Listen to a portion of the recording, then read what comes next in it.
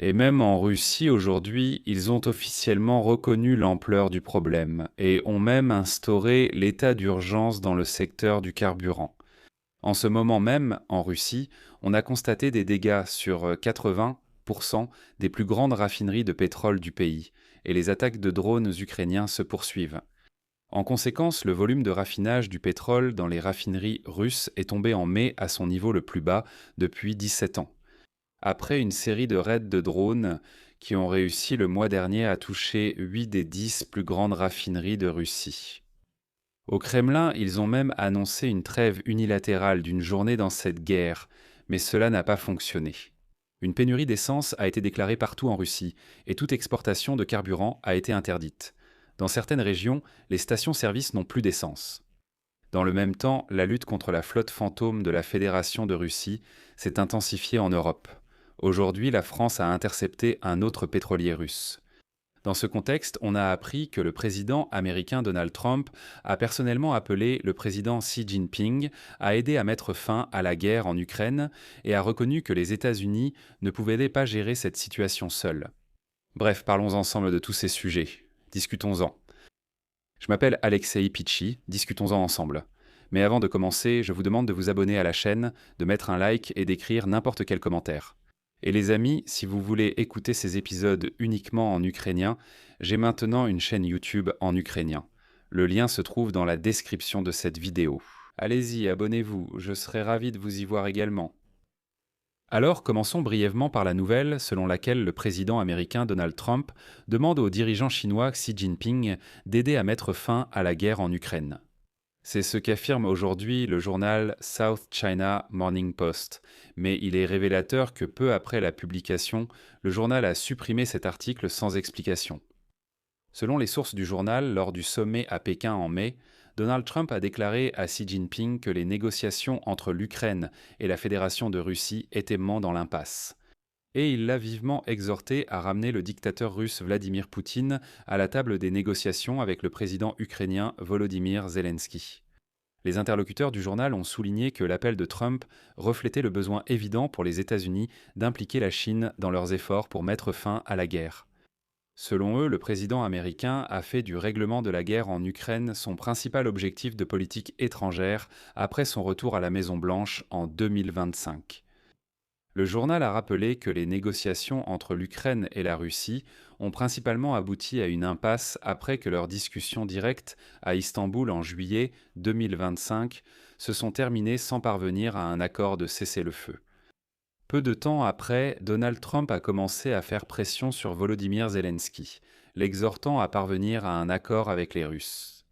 Il est désormais clair que Donald Trump faisait pression sur la mauvaise personne, d'où sa demande à Xi Jinping de faire pression sur le chauve minable Vladimir Poutine. Mais dans ce contexte, la pression la plus efficace sur Vladimir Poutine est exercée par les forces armées ukrainiennes. La nuit dernière, les forces Petroy Zediatur Obran. Les forces ukrainiennes ont de nouveau frappé la raffinerie de pétrole de Saratov. Cette attaque fait partie d'une tendance mondiale. En mai, l'Ukraine a mené au moins 16 attaques contre des installations russes de production de carburant. Sur fond de baisse du volume de raffinage à son niveau le plus bas depuis 17 ans, les autorités russes tentent d'éviter une pénurie et une forte hausse des prix à l'intérieur du pays. Et voilà que le Kremlin est déjà prêt à recourir à des mesures impopulaires. Il est rapporté que les volumes de raffinage du pétrole dans les raffineries russes ont chuté en mai à leur niveau le plus bas depuis 17 ans, après une série de frappes de drones qui, au cours du mois dernier, ont touché 8 des 10 plus grandes raffineries de Russie. Le taux d'utilisation des raffineries par rapport à l'avant-guerre, c'est-à-dire à 2021, a chuté d'environ 20% et est devenu le plus bas depuis octobre 2009. En mai, les forces armées ukrainiennes ont frappé 16 fois les raffineries de pétrole avec des drones, ont mené 7 attaques contre des oléoducs, 6 attaques contre des ports et ont frappé une fois un pétrolier en mer. Le nombre total d'attaques contre les raffineries et l'infrastructure pétrolière, qui dépasse légèrement la trentaine, est sans précédent depuis le début de la guerre et a dépassé le précédent record établi en décembre. À ce moment-là, 26 installations pétrolières, dont 15 raffineries, avaient été touchées. L'essentiel, c'est que la tactique ukrainienne a évolué. Les forces armées attaquent maintenant non seulement les unités de raffinage primaire, mais aussi les unités secondaires. Il s'est avéré que ce sont précisément ces installations qui aident les raffineries à produire plus d'essence et de diesel, et qu'elles sont beaucoup plus difficiles et coûteuses à réparer. Et face à la baisse de la production, les compagnies pétrolières ont brusquement réduit la livraison d'essence sur le marché de gros, où le carburant est acheté par de petites stations-service privées. Ainsi, en mai, l'offre d'essence A95 a diminué d'un tiers. À mesure que l'essence se fait plus rare sur le marché, ses prix augmentent. Et donc, depuis le début de l'année, les prix de l'essence en gros en Russie ont bondi de 26%. Je répète, la Russie est ce pays qui exporte d'énormes volumes de pétrole. Là-bas, les prix de l'essence ont grimpé. Dans le commerce de détail, l'essence devient plus chère bien plus vite que l'inflation. Et voici la situation la plus ironique en ce moment en Crimée occupée. Là-bas, le carburant est déjà vendu par ticket à cause des attaques des forces armées ukrainiennes sur la route que les Russes appellent la route de Novorossia. C'est une artère clé, le corridor terrestre vers la péninsule. J'ai fait une analyse détaillée à ce sujet dans une émission séparée, alors n'hésitez pas à aller sur la chaîne et à regarder. Et aujourd'hui, dans les chaînes Telegram locales de Crimée, on écrit déjà que les stations-service ne s'en sortent pas et des offres d'achat d'essence à 350 roubles le litre sont apparues sur Internet. Sur Avito, des utilisateurs vendent des bidons d'essence à 350 roubles le litre car la plupart des stations-service de Crimée sont fermées.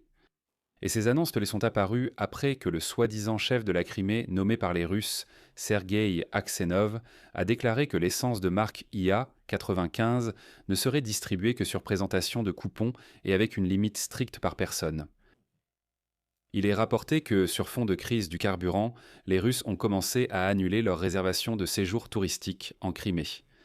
L'Union russe de l'industrie du tourisme a recommandé aux touristes qui se rendent sur la péninsule par leurs propres moyens, en véhicule personnel, d'avoir leurs propres réserves d'essence et de tenir compte des règles de transport de carburant sur le pont de Crimée.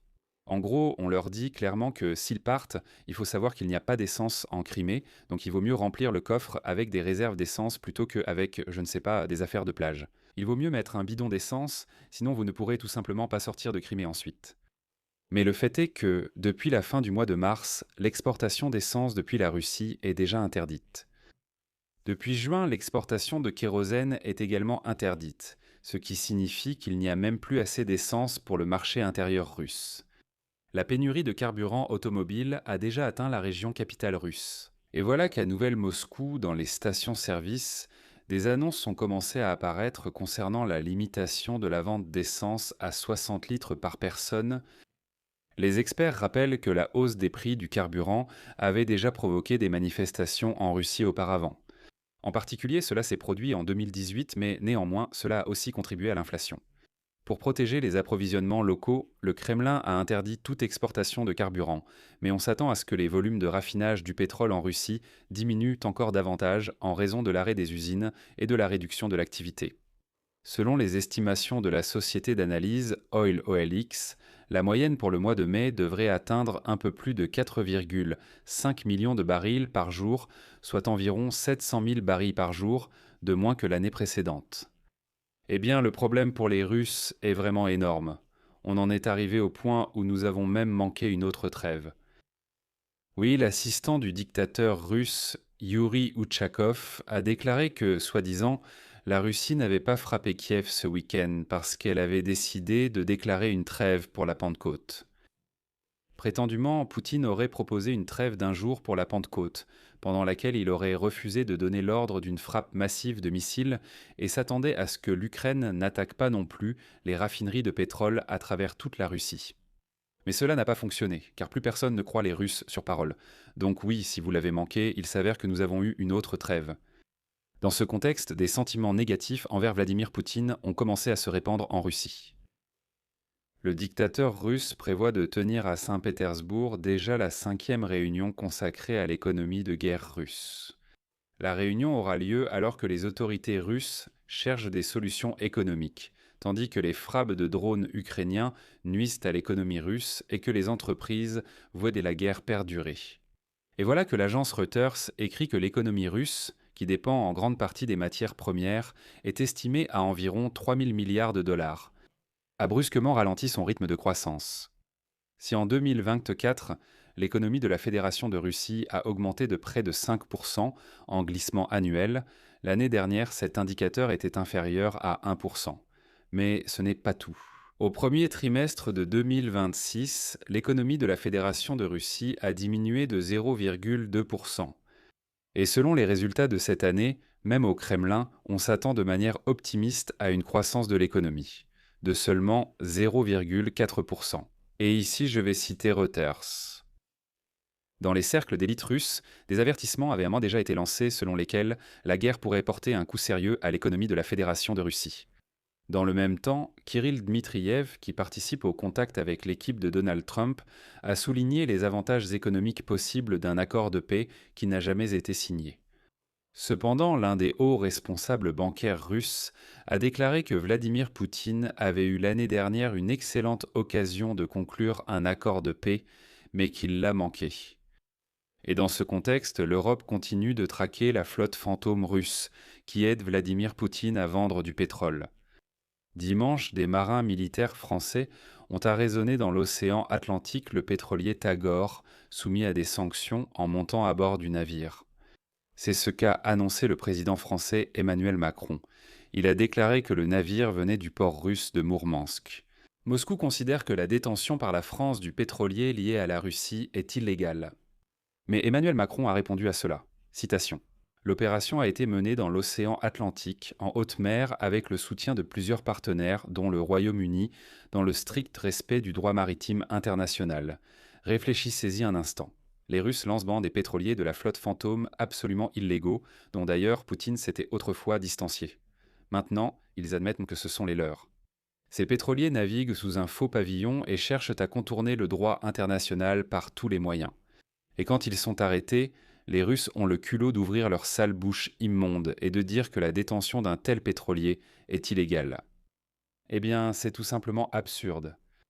De manière générale, je rappelle qu'en mars déjà, les autorités françaises et britanniques déclaraient qu'elles n'autoriseraient pas les pétroliers liés à la flotte fantôme russe sous sanction à traverser leurs eaux territoriales.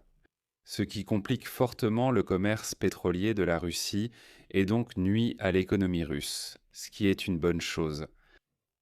Je vais m'arrêter ici. Donnez votre avis et vos conclusions dans les commentaires sous cette vidéo. Abonnez-vous à la chaîne, activez la cloche et n'oubliez pas de mettre un like. Si vous souhaitez soutenir le travail de cette chaîne YouTube, vous pouvez le faire en faisant un don via les liens et les coordonnées dans la description de cette vidéo. Merci. De plus, abonnez-vous à ma chaîne YouTube exclusivement en ukrainien, c'est la nouvelle chaîne d'Alexei Pichi. Pechi. Si vous souhaitez recevoir des nouvelles en ukrainien, le lien est dans la description, abonnez-vous absolument. C'est tout pour aujourd'hui, prenez soin de vous. Au revoir à tous.